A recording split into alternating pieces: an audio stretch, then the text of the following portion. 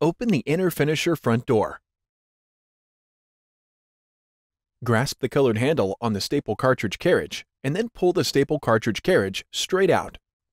Using the two tabs on each side of the staple cartridge, lift up to remove the empty staple cartridge from the staple cartridge carriage.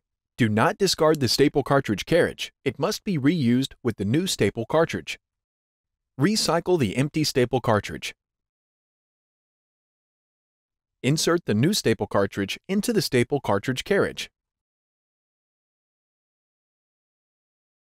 Reinstall the staple cartridge carriage into the stapler by pushing the colored handle inward until it snaps into place.